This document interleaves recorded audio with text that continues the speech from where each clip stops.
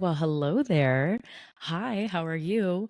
I'm in very unsuspectingly good spirits considering the fact that I recorded this episode a couple days ago and thought everything went fine. And then it turned out that the audio didn't capture. And I went to edit it last night to schedule it to post tomorrow. And sure enough, it did not catch it. Hello, I am Rebecca. I'm your host. This is the Me and You podcast. I'm so happy to be here with you. Even though this episode is incredibly stressful because it's literally about stress, I'm still just really happy to be sitting down and to be connecting with like minded individuals and knowing I'm not alone in this beautiful existence. And I want to let you know that this is a safe place on the internet for love and creation and inner understanding and outer understanding. I truly believe that we can change the world from the inside out. And I believe that, the internet can be a safe space, or at least this can be like a safe corner of it, where we are free to reflect and evolve and to grow and to feel and to heal together. And that's exactly my hope, and to kind of mull over the happenings of the world. So thank you for being with me today. Thank you for spending your time to sit and listen to this or engage with it to whatever capacity. As always, it is so awkward and hard for me to do this, but of course, your support really helps to benefit the show. So if this is doing something for you, if it's connecting you to a deeper part of yourself or a deeper sense of meaning or something larger in your life, like please share this with someone you love. It is just so helpful, supporting the show to whatever capacity you can. I also have a Patreon, which is, I know some people may not know what that is. That is essentially like a more tailored version of this. It's kind of like an app, and you can create an account on it. And I have tiers, the first and second tier, where I post more tailored content, more informal content. We interact. I'm hoping with the second tier, I can form a community where every week or month or day we can kind of just connect over the happenings of our life and to connect with each other. So that is really my hope and my goal and my mission with this. And of course, later down the road, I would love to take this to greater activist work in the community and connecting like minded individuals. So that is truly my heart and my soul and my mission with this. Plugging my social media and stuff is so supremely awkward. And I also know that being a really small creator, if I don't talk about it, nobody will. I hope one day that I don't have to plug these things because it goes against the parts of myself that are just really find that uncomfortable and awkward. And it's my goal and my mission, that my hope that like you share it with people you love, or you follow, or you donate, or whatever, because it really touches your soul, not because you feel bad for me or feel pressured to. And I never ever want to pressure anyone to do anything they don't want to. So yeah. So that being said, I am on Instagram at underscore the Me and You podcast. It's in the show notes. Patreon, the Me and You podcast, is also in the show notes. The links are there. TikTok is the Me and You podcast. Threads is the Me and You podcast. I'm not the best at TikTok and Threads, I won't lie. Being off of social media for a long time kind of made it feel irrelevant to be on all these different apps, but also as an independent creator, it's kind of like you gotta put your eggs in all these baskets. So all the housekeeping stuff out of the way. Hello, how are you? Let's take a moment. Let's check in. Let's talk about what's going on inside. And the biggest thing I want to talk about today is like, why the hell is stress so damn hard? And I know that it's like it's stress, but like the hard thing about stress is like it can feel like a link to success. So it's, for me, it feels like if I'm not stressed out about something, am I really working hard? And I know that's probably a toxic, like that's definitely an old like limiting belief that I've had growing up. And I kind of want to walk you through like my mental state kind of growing up, and how I am and how I function throughout the years, to understand like how stress, my history with stress, how stress manifests in my life. Maybe you'll see yourself through my experience, or maybe through my experience, you'll be like, wow, I'm nothing like that. And that's also great to get to know yourself deeper. So let me kind of walk you through like who I am, especially if this is like your first episode. I am someone who cares deeply about healing and growing and finding the beautiful bits of shimmers and joy in your life and basking in them. But I'm also someone who is definitely like a recovering workaholic, even though I'm literally so young. I'm only 25. So you're like, recovering, girl, what? But let me just walk you through. So I was always the kid that was very hardworking. My parents found out that I was dyslexic at in first grade. So I was put in special education classes throughout elementary school, and that was deeply embarrassing for me. I was so ashamed to not be as smart as my peers and to just never be able to do good enough. I remember the first time I got like a C in third grade, and it was like you would have thought I was shot. Like you would have, I remember the pit in my stomach, the shame that I felt. And the worst part is my parents were like not even mad at me because they were like, oh, you got a C on a spelling test and you're dyslexic. Like, yeah, that checks. And I was just so embarrassed and I was so overcome with shame. And my friends were what I perceived to be so much smarter than me. So I was just so embarrassed that I was just not pulling my weight academically. I don't even know what that means. I was in third grade, but I was so embarrassed. And I always worked really hard to keep my grades up. And I think I was overcompensating. I was also the child that like walked around with a clipboard and I had a bun in my hair. I was a safety patrol. I was just that kid. Like I was just so damn intense. I was so intense, which used to be a big insecurity of mine, but now I'm like, oh, it's a superpower and it's a double-edged sword, but it can also be a superpower. So yeah, I was a super intense kid. I was the kid that like, if I wet the bed, I knew how to strip my sheets, put them in the wash, find the baking soda on the top counter of the kitchen, pour it over my bed, wash my sheets, replace them in the morning so that my parents didn't even know. Like I was that kid. I was the kid that didn't have to be reminded to clean my room because I was so on top of it. I was obsessed, you know, and I was very intense, very type A.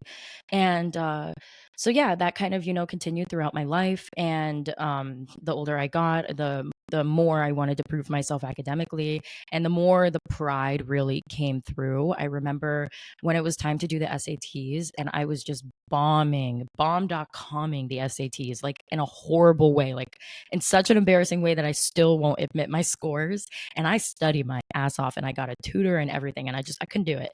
And I had a teacher who was like, Rebecca, you are dyslexic. You should opt for more time. You can get more time. And I was like, no, I don't want it. I don't want it. I want to be able to do this on my own. Like how prideful. That is just such a shame. So yeah, I ended up graduating, you know, high school with a pretty decent GPA. I had like a 4.6 GPA, not to brag or anything like that. I just want to kind of give you an example of how hard I was working. I also was taking like 9 classes, I think, because I was taking my regular classes at the high school and then I was taking Florida virtual classes. And then I was also taking classes at the college as I was pursuing my AA in high school. So I was just that kid that was like, just really trying to work hard. And I was definitely overcompensating. Like, I remember there was this kid that came up to me one time and he was like trying to bribe me to do his homework. And because I was quite dorky. Like, I was the kid that like, I tucked in my shirt so far into my underpants that my shirt, like at the top, was like wrinkled because it was like creasing down towards my underpants. Like, that is just, I was so nerdy. Like, oh my God. Oh my God. So anyway, this kid comes up to me. He's like, we're at like the car pickup or something. He's like trying to bribe me to do his work. And he's like an AP, whatever. I don't know, like the higher level math or something like that. And I just told him like, we don't have the same homework because I was in an intensive class. So in a, or like I was in like regular classes. And so I was like, we don't have the same homework. And he was like, oh, you're not an advanced blah, blah, blah, blah, blah. And I was like, no. And I remember I was so embarrassed. Like I wanted to take his homework anyway, just to prove I could do it. And like, oh, so sad. And yeah, then I went off to college and I went to Florida State University because that's really where my dad wanted me to go. And I wanted to fulfill his dreams kind of. And I wanted to go out of state and that just wasn't possible because American education is like you must go to college, but also you have to pay for that. And it's like, what the hell? So I had to go in state and I decided on Florida State University because they had a good theater program. And and my dad, like I said, he really wanted me to go there. And I was also the first kid in my family to pursue and finish higher education. So you know, that's also like I'm also that kid in the family. I'm also a middle child, so like I feel like children are just so sometimes overlooked or they kind of like blend into they kind of blend into independence. I don't know how to explain it, but yeah, so that's kind of how I was, you know, throughout college. I really started to like, oh my gosh, if you thought I was intense growing up, no way. It was I became so obsessed with my grades and I became so obsessed with how I was performing in class and how many times I was raising my hands and speaking up in class. Biscuits walking by. If you're watching, like if you're able to see me, if you have the visual component, Biscuit, one of our cats just like walked by. So cute. Anyway, there'll probably be loads of little kitty moments because I also Venus might come through here too. Venus is my cat and she is a fluffy, she's a medium hair orange kitty and she is divine. She's divinity incarnated. I don't know what to say. I don't make the rules, I just follow them. She is the most decent kitty in all of Florida and you cannot debate me on that. Anyway, moving forward. So in college, I was really trying to prove myself academically. I would force myself to speak up in class and raise my hand and like share, especially because I was super socially anxious. So I wanted to push myself a little bit. And yeah, I ended up getting so stressed. I remember one time I had a panic attack because I submitted a paper at like 11:58. And I had never done that. I always tried to get on top of my work and do it right away because I didn't like the stress of it. Hey, dude, Biscuit's here. Because I didn't like the stress of it. I didn't like the stress of waiting and procrastinating. And so I had submitted that paper like as right at 11:58, and I was so overwhelmed with shame in myself, just in myself, and that my teacher would see that I submitted it at 11:58, even though like come the fuck on, like who cares? But whatever. I was demoralized about it and had like a serious panic attack. I also like definitely, reached out to some people and got my hands perhaps on some Adderalls so that I was able to pursue like do my essays and stuff quicker. Like, come on now. Like I'm getting nervous for myself. So that only happened like once or twice or three times. But anyway, then all of a sudden, my body started to break out in all these ailments. And it was just super like, where the fuck is this coming from? So I started to get like chronic hives every single day at the same time, like roughly the same time. It was like 5 or 6 o'clock p.m. My back would just break out in hives. And like it was intense all over my back there would be hives. And I know you're like, oh, you were allergic to your laundry detergent or you started eating a new food or there was a new lotion. I weighed out everything. This went on for months, like 6+ months type shit. And I tried to go through everything that I could to figure out like what it was causing it. And it came down to the only likely explanation was stress. I was breaking out in hives because I was so worked up. And then I also developed eye twitch where for like a week consistently, my eye just started twitching and it wouldn't stop. It was just consistent. And I hated it. Oh God, it was so uncomfortable and it was so embarrassing because like you could just see my eyes like twitching. But yeah, I was just kind of breaking out in all these like physical ailments because of my stress. It was it was weird because at the time I didn't believe that stress um could have that influence on your body. Like I know that we know like okay, you want to reduce your stress because your cortisol levels and we know that like you could have a heart attack if you're really stressed or something like that, but like it just didn't really resonate for me. I just still didn't believe it.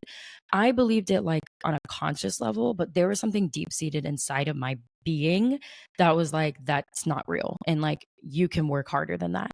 And I have actually named that part of myself. Her name is the Warden.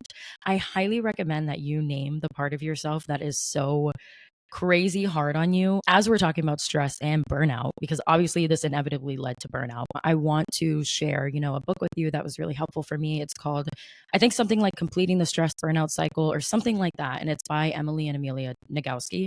They're twin sisters and it's a great book. And they talk about the mad woman in the attic. They kind of say that that's like the voice in your head that's working you to the bone, like for no reason because it's trying to protect you, but it's like not helpful.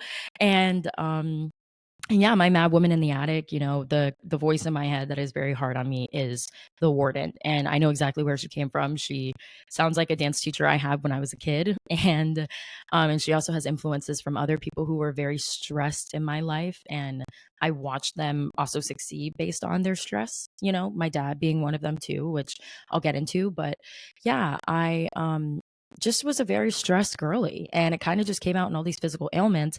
And then I got injured, which I talk about in a previous episode, kind of what that experience was like for me. And I started therapy because of that. And in therapy, my therapist was like asking me like, what is my self-perception? And I told her worthless. I have nothing to offer. And she was like, those are some pretty serious things to say. And I just remember thinking like, if I'm I don't know, like I was so hard on myself and I was so overwhelmed with life and just wanting to prove myself. I was so prideful and I cared so much about what people thought of me and what I thought of myself. And I was so hard on that perception of myself. Yeah, I started my therapy journey and that drastically changed my life. And the self talk, the self love, all of it has just really started to grow over the past few years. But I kind of want to talk about like the hardest thing with stress is that throughout my life, stress has felt like a link to success. And it feels like if I'm not stressed about something, I'm not taking it seriously. So I've become pretty stressed in my recent life. Like I'm pretty stressed. I'm waking up, before my alarm, hours before my alarm again. I'm wired as soon as I get up. I'm waking up with like a pit in my stomach. My heart is racing.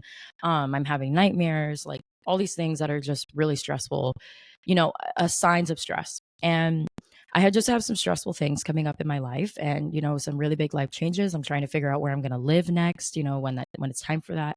Venus, do you see her? She is so cute. But yeah, trying to figure out where me and Venus are going to live next and trying to save up money. I want to be an adult. I want to take on more of my personal bills, and not just be an adult child. And yeah, I just have all these like, I'm stressed about, growing my podcast because it really is just an investment on myself and it really is a passion project. So it's like, it's not going to grow unless I make it grow and I work hard at it. And, there's a lot of days where I just pop my eyes open hours before my alarm and I immediately pull out my laptop and start working. And I'm working around the clock and I've taken on another job. So, I have my regular job. I have the podcast, which is a job, even though I don't make money on it. It is a job. And then I have another job that I'm taking on now because in America, you have to have multiple jobs if you want to get by. If you even want to begin to think about thriving, you have to have multiple jobs. And it feels like you have to have multiple jobs or a really high paying one job. And that's hard to come by. So it's just been incredibly stressful. And the stressful components, the stressful things are starting to come back. I broke out in hives the other day and I was like, please, no, don't be the stress hives. But I don't think that it was. I also am I have sensitive skin. So, I was open to it being something else, but I have not changed anything in my routine. So I was like, oh fuck.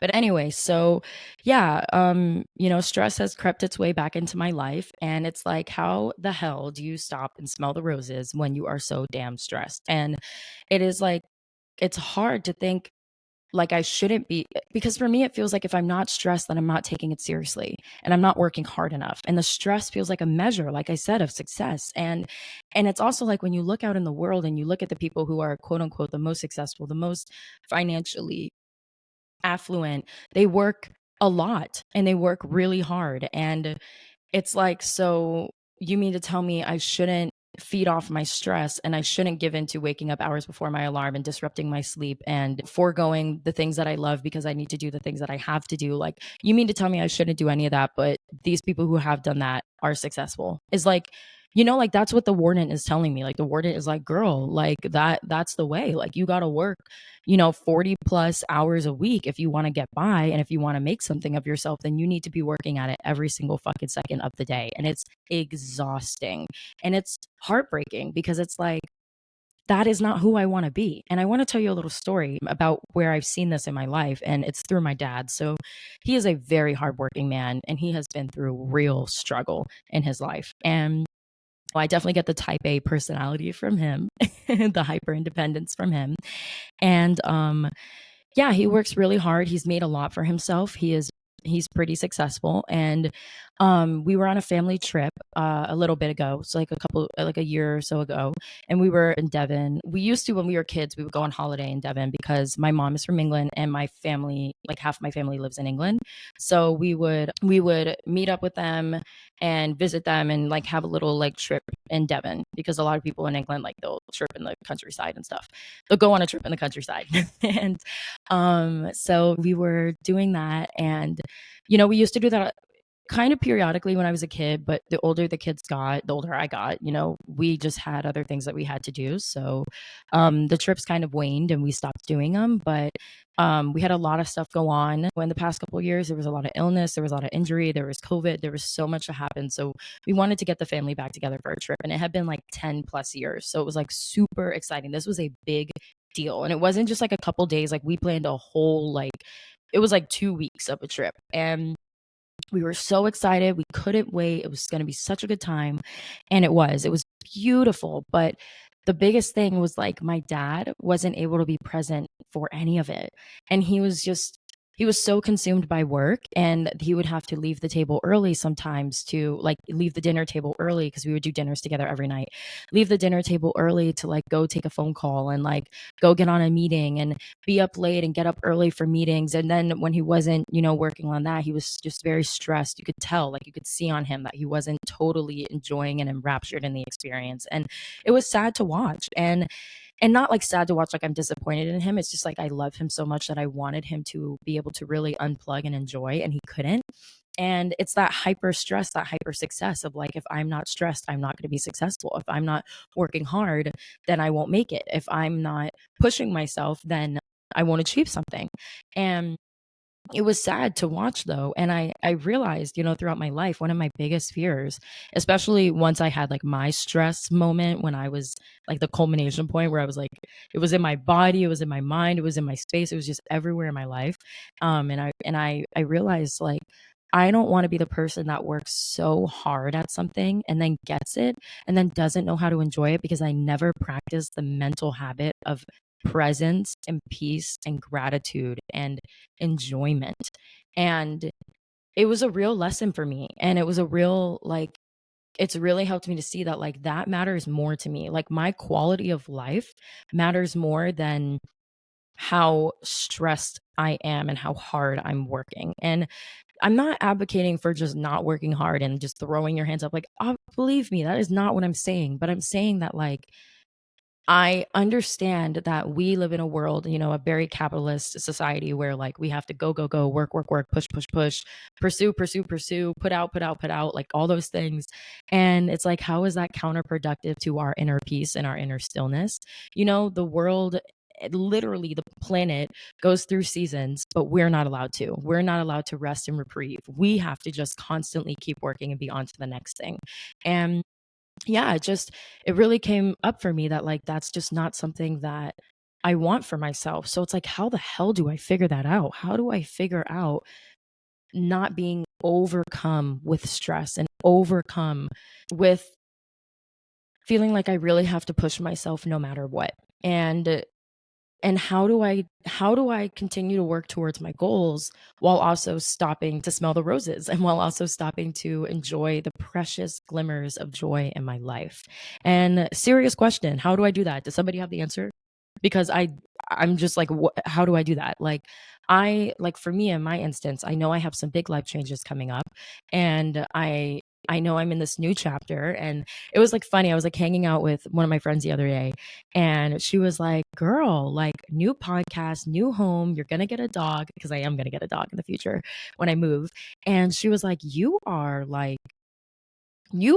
in a new chapter, mama. Like, you've got some big changes coming. Like, this is a new chapter, this is a new era. And I was like, oh my God.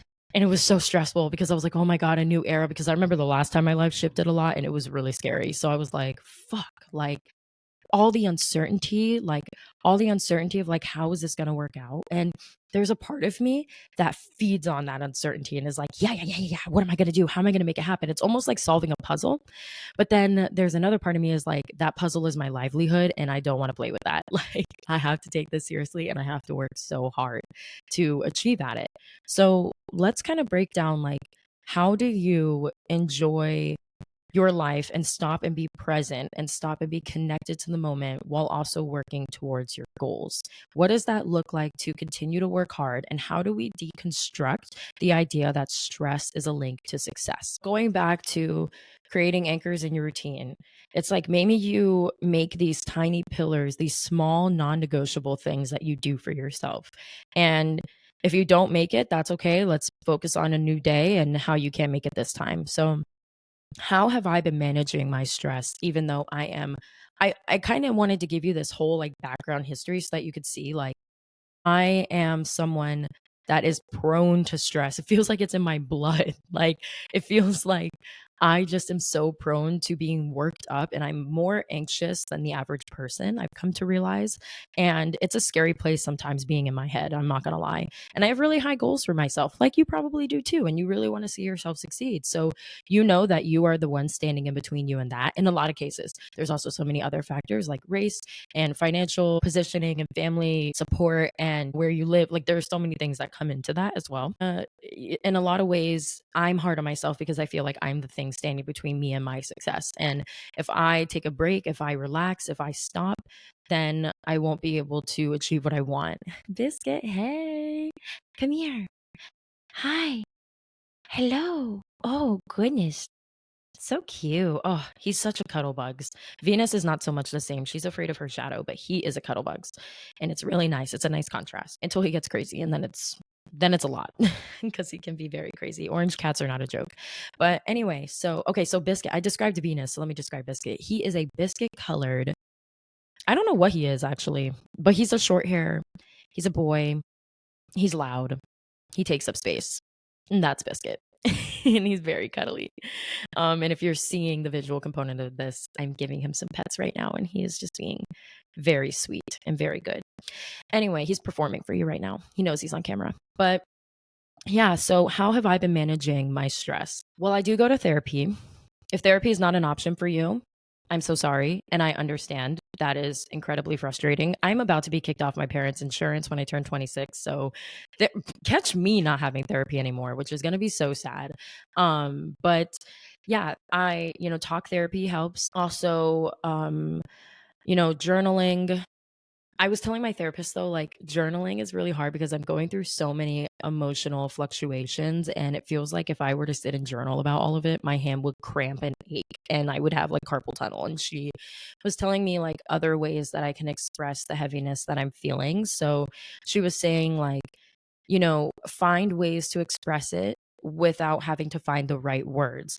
That can look like going to a rage room. That can look like walking along the beach and making something out of the sand.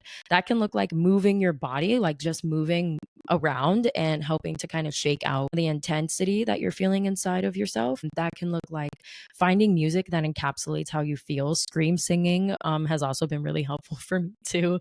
You'll definitely catch me in my car screaming my fucking heart out because it helps me to manage my emotions. And I've got some real difficult emotional things I've been navigating through lately and a lot of big changes in my heart and in my relationships and so many things. So I have been, trying to be present with that.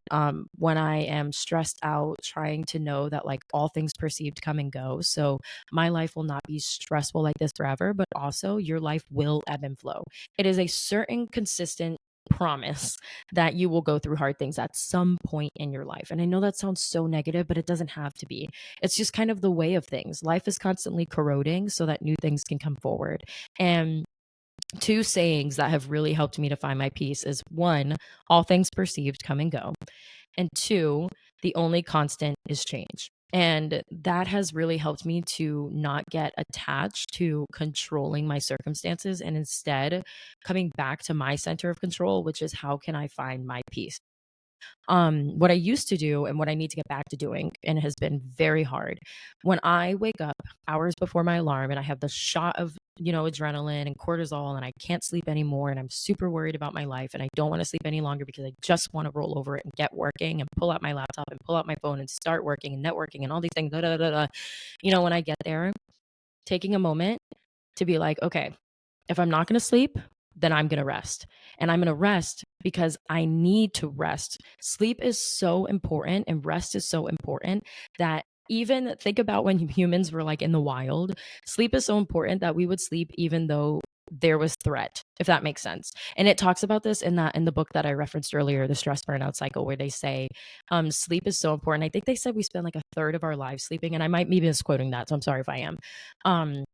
But they said sleep is so important that we would actually sleep even though there is threat out there. Like the fact that like something could happen to you while you're sleeping and your guard is completely down, but your body still chooses that. And your main goal is to survive, but even your body is like, I have to take this moment of reprieve. Like that's how important sleep is. Your body heals when you sleep, your body grows when you sleep, your body is changing when you sleep. It's really important. So, okay, if I'm not going to be able to sleep, if I'm so stressed out, and also talking about sleep, the way to have better sleep is, to set yourself up for better sleep. So we'll talk about that in a second. But in the morning when I wake up and it's like hours before my alarm and I'm super stressed out and I'm like, I can't sleep any longer, then I say, okay, well, I'm going to rest. And I'm going to rest by getting really comfortable. So for me, that looks like making sure I peed. I know that's so weird, but if I have to pee, I can't relax. I don't know. It's a weird thing. But then just like laying in bed, finding pockets of cool in the sheets so that I feel really comfortable, like thinking about how the blanket is laying against my head and how the pillow is so soft and how nice it is that I get to be here resting, because there will be moments in my day where I'm working very hard. So right now, all I have to do is relax. And I could think about how comfortable the bed is and how long I have to relax, or how I'm lucky for this time to relax. Maybe sometimes that looks like putting on some sort of very calming music or frequencies in the background. Like I'll just go on Apple Music or I'll go on YouTube and just look up like healing frequencies or relaxation sounds or rain sounds or something like that, and have that play in the background too, because that's showing my brain I care about rest. I'm prioritizing rest right now. I'm not rolling over and going right to work. I'm seeing my body is stressed and I'm saying, I see you, and we're going to continue to rest. That also looks like elongating my breath out. So, doing some simple breathing where I'm just laying in bed and maybe 5 seconds in, 8 seconds out. You just want your out breath to be longer than the in breath to activate your parasympathetic nervous system, which is the part of your nervous system that is restful and creative and relaxed and yeah, so and present. So, thinking about how to set yourself up for success with sleep, especially, is the night routine you have before. So, we all know that screens are not super helpful before you go to bed. Not being in a dark room with your phone light right in front of your face, which so guilty of. That is so hard. I was so good at it for so long, but it's really become a struggle now. And setting up your nighttime routine to be very relaxing. How can you dim the lights in your room? Sometimes reading before bed, even though when people tell me to read before bed, I'm like, please fuck all the way off. I have worked all day long. The last thing I want to do is use my brain. I just want to unplug and watch a TV show or something. So I get it. There's also, maybe a little bit of movement before bed, like some very relaxing yin yoga, which is like slow, like a lot of seated poses, a lot of deep breathing, somatic practices. You can look all this up on YouTube. We have the whole world of depth of knowledge and help on our phones, and instead we're using them to go on social media. So really like take that up. Look up yoga nidra on YouTube. Yoga nidra is not movement. You basically lay down. It's kind of like a meditation, and it's like a somatic practice. Also wanted to say that meditating before bed, that is one thing that I have been really trying to stick to. I sleep so much better when I meditate before I go to sleep. Doing something just like 5 minutes. And then for me, it looks like praying just to like recenter myself and recenter, like kind of casting out into the universe, like, please bestow sweet dreams upon me, or please bestow the ability to move beyond my dreams if they are intense, because I do. Venus just jumped up. That was so cute. Um, I want to have sweet dreams. I have nightmares a lot, especially when I'm worked up. The nightmares come through, setting the intention before I go to sleep to have a restful night, to just kind of connect my mind and my body and my spirit to my goal here, which is like relaxation. And, it's like if you're going to work hard, then you better play hard. And by play hard, I mean you better rest hard, because you deserve it. So let's find the ways that we can rest our body and connect to our peace and our calm. And then in our day to day life, this looks like when you're rushing from place to place and when you're busy and you're overwhelmed and overworked, taking just a brief moment to feel the sunshine on your face, to see the clouds moving in the sky, to feel your toes in your shoes or on the ground, to feel your back against your seat, to put on your favorite song when you're driving to your next activity, and just kind of thinking like, what are little ways that you can find little tiny pockets of de-stressing? And I know that for me, it feels like anything that is not working towards my goal and pushing me harder feels like a waste of time. When you are in that state, you need to rest. That is an exact that thought process is telling you right now that you are disconnected from yourself and you need to come back into rest. You need to come back into reprieve. You need to let yourself have normal phases like literally the entire rest of the world does. Like I said earlier, the earth has seasons, so do we. We get to have seasons too. We get to be restful and we get to be energetic. We get to work hard and we get to play hard too. So, thinking about how you can play hard, and I'm not talking about drugs and partying and drinking or things like that. I'm talking about like what are real ways that you get to dive into what makes your heart spark joy. And if it's something that brings you peace, it is not a waste of time. I need to look in the mirror and say that because it has been really hard to be connected to that as of late. But this is kind of what I'm doing to manage my stress. And this is what I'm doing to try to be present with, the moment, but also like, I don't know, trying to de stress, even though we live in a society that really rewards stress and the product of stress, which is what feels like success or grinding yourself to the bone. And it's like, maybe take a chance on yourself and let's rewire the society to allow people to rest and reprieve and know that we create better work when we are like that. And I'm not saying that we should just use our rest to optimize our productivity because that is literally counterproductive to everything I'm saying.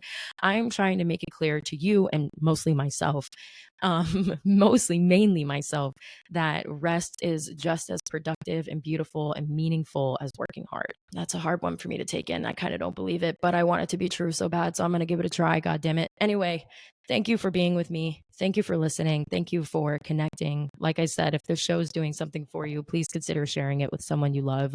I hope that you have just the most magnificent week filled with joy and laughter and peace because you deserve it. And the biggest thing is that if you are finding peace in something, it is not a waste of time. You deserve to rest. And I hope you have a gorgeous, gorgeous day.